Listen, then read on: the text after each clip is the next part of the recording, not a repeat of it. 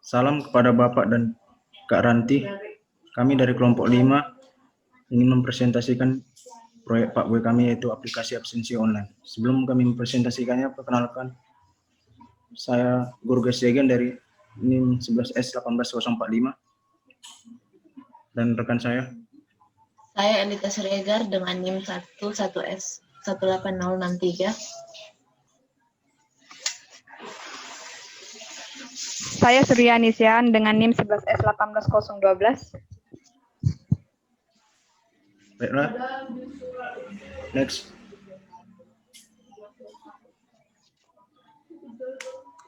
Pada kali ini saya akan menjelaskan tentang deskripsi aplikasi absensi online. Pertama, aplikasi absensi online merupakan aplikasi yang dirancang oleh kelompok 5. Dengan menggunakan framework Laravel, aplikasi absensi online ini bertujuan untuk membantu staf BAK dan dosen untuk mendata mahasiswa dan melakukan absensi kepada mahasiswa pada perkuliahan jarak jauh yang dikenakan akibat pandemi COVID-19 yang mengharuskan mahasiswa melakukan perkuliahan jarak jauh di rumah. Next.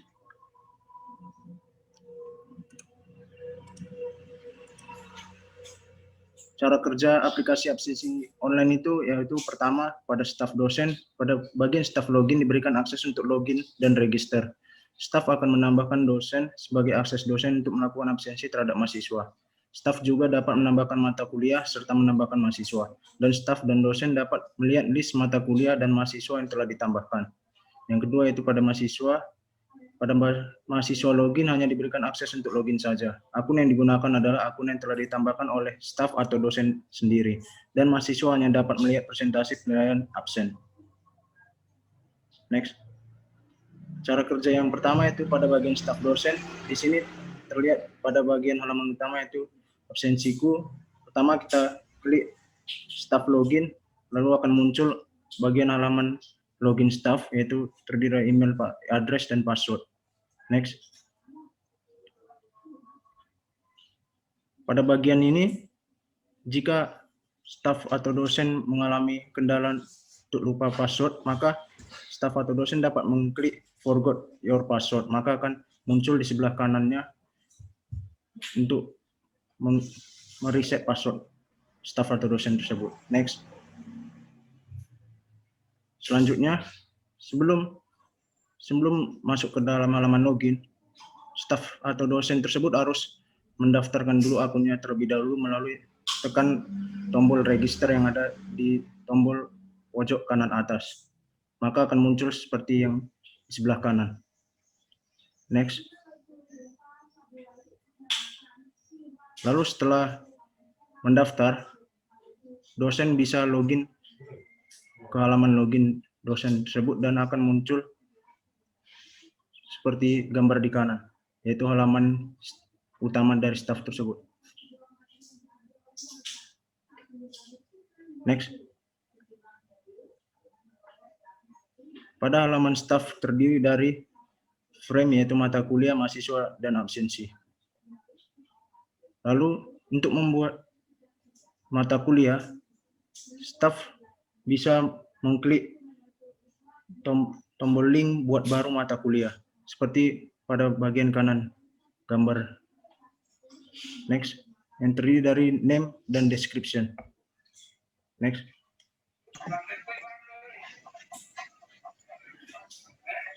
Lalu staf atau dosen dapat membuat nama mata kuliah tersebut dengan deskripsinya seperti pada gambar di kanan tersebut.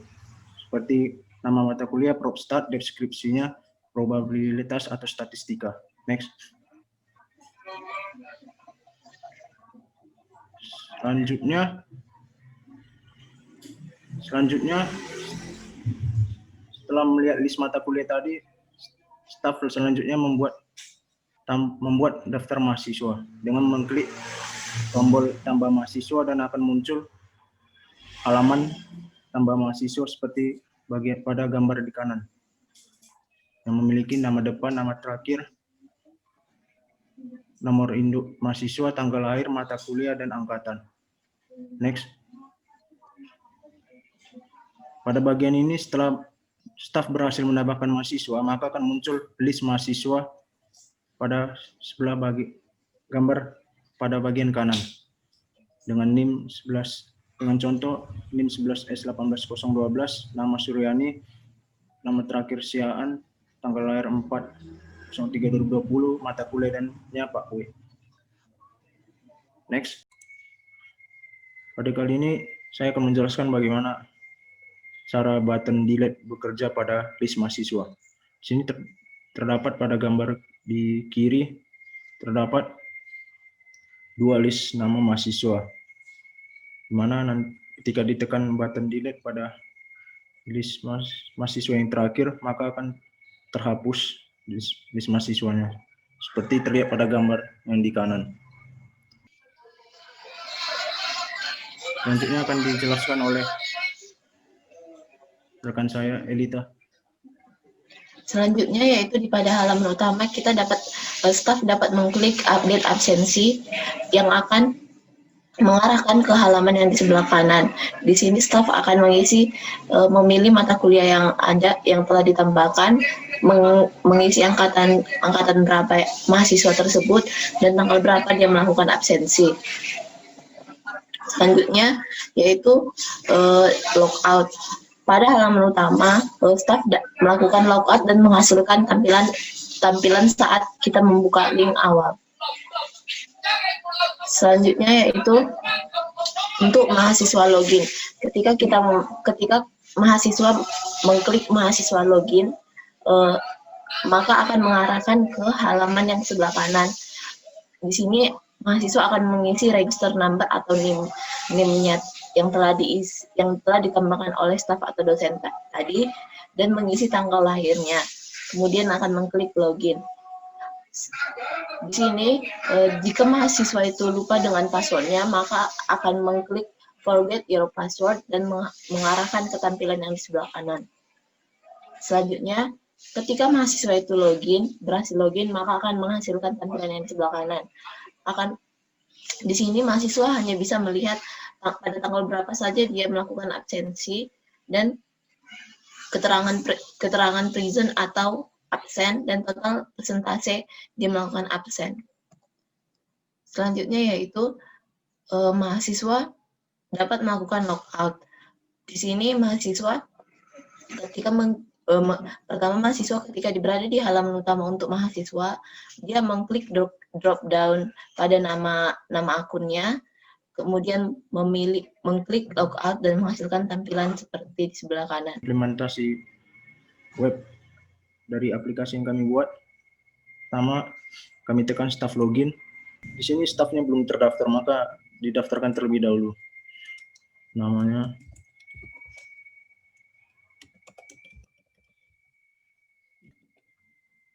Lalu tekan daftar.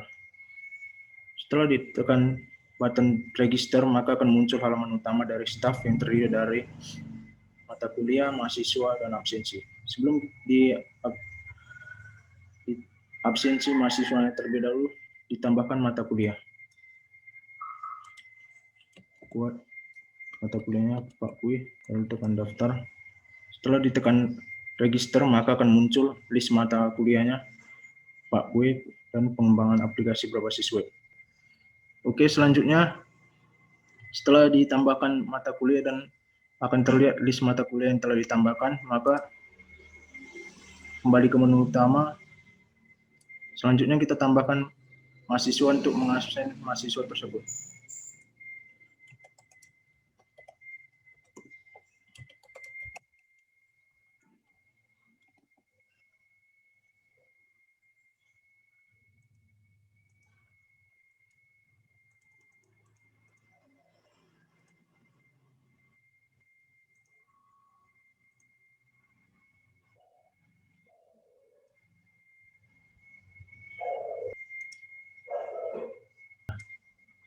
Lalu ditekan daftar, maka akan muncul list mahasiswa yang telah didaftar, yang terdiri dari name, nama depan, nama terakhir, tanggal lahir, mata kuliah.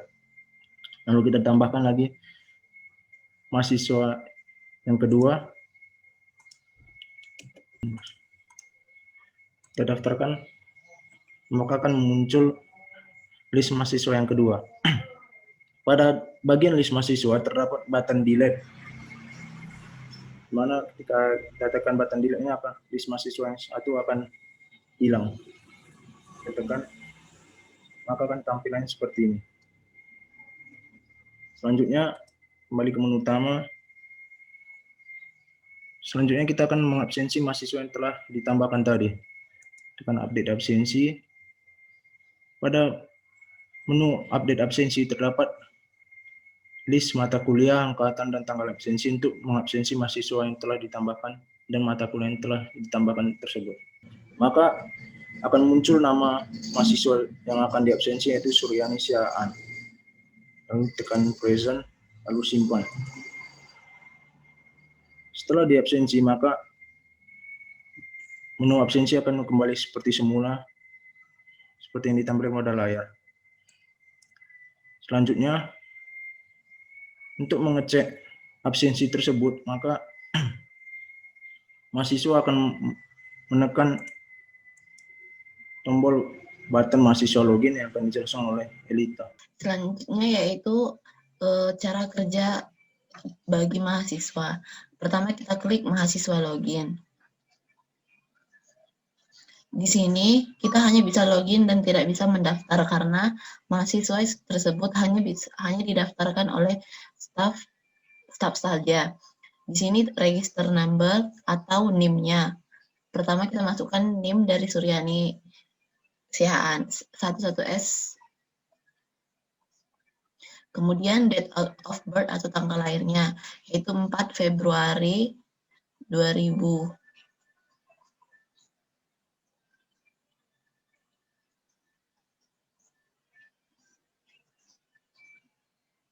Kemudian login. Beginilah tampilan untuk mahasiswa. Dia hanya mahasiswa tersebut bisa melihat berapa persentase dia hadir sesuai tanggalnya. Kemudian mahasiswa tersebut dapat login dengan mengklik drop down Suryani, kemudian klik logout. Selanjutnya yaitu akan dijelaskan oleh Suryani Syaan.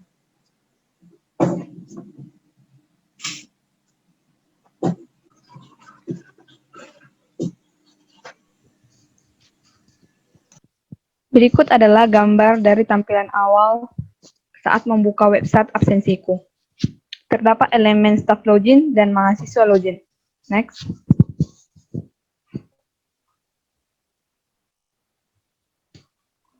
Di fitur pertama, yaitu staff login, yaitu akses login yang diberikan kepada staf BAK dan dosen. Next. Pada fitur kedua adalah register. Di sini akan dilakukan registrasi atau penambahan akun dosen atau staf. Pada fitur ketiga adalah reset password. Di sini akan dilakukan reset password jika staf lupa dengan password atau akun dari staf sendiri. Fitur yang keempat adalah halaman utama. Di sini terdapat link halaman selanjutnya seperti halaman untuk menambahkan mata kuliah, mahasiswa, mengupdate absensi untuk mahasiswa dan lainnya.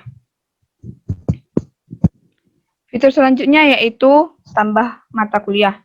Di sini, staf atau dosen akan menambahkan mata kuliah.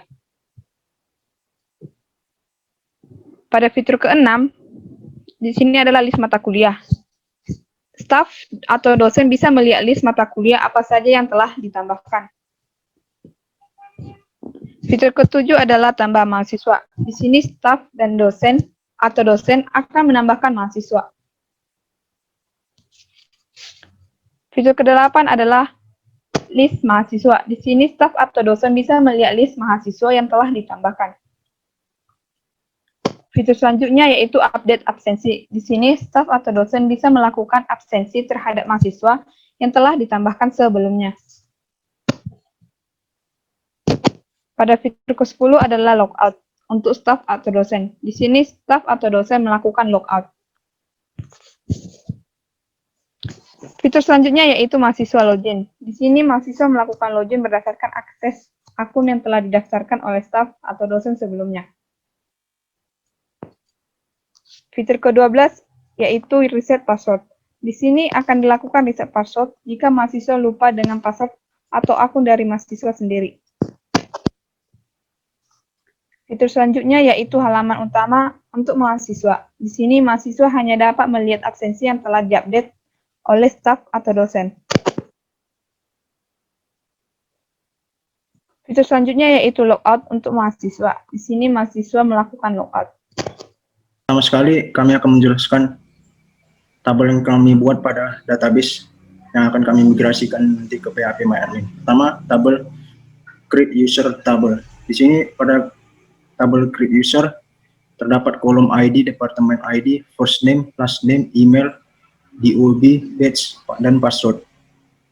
Pada tabel user ini tujuannya untuk mengambil informasi dari user mahasiswa, di mana primary key-nya terdapat yaitu pada kolom ID.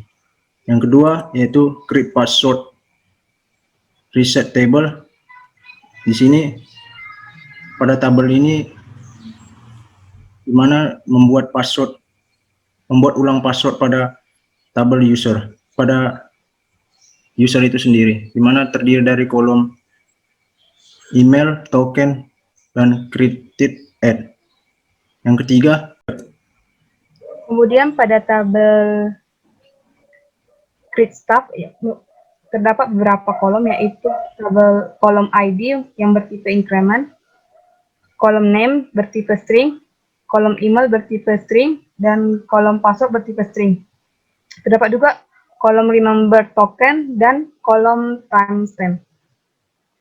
Selanjutnya, tabel yang keempat terdiri dari 3 kolom, yaitu kolom email, token, dan create ad. Pada kolom email dan token bertipe string dan kolom create ad bertipe timestamp. Selanjutnya ada tabel departemen atau tabel untuk mata kuliah.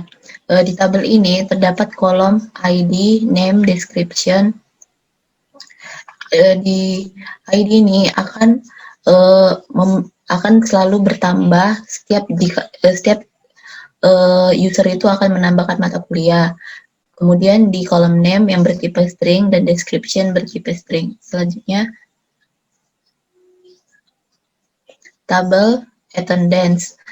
Di sini berguna untuk membuat tabel attendance. Attendance ini untuk kayak tabel daftar hadir atau tabel absensinya. Di sini ada kolom ID, department ID, user ID, date, attendance. Department ID ini ID untuk mata kuliahnya. Kemudian user ID dari user tersebut. Kemudian di sini date untuk tanggalnya.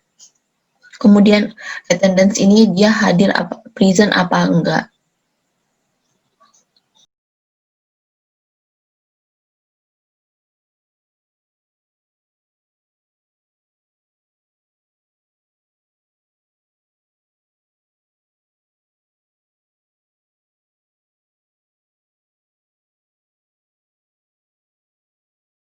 nama database di PHP MyAdmin harus sama dengan di env-nya juga. Seperti ini. Sudah sama. Setelah itu saya akan melakukan migration melalui CMD-nya.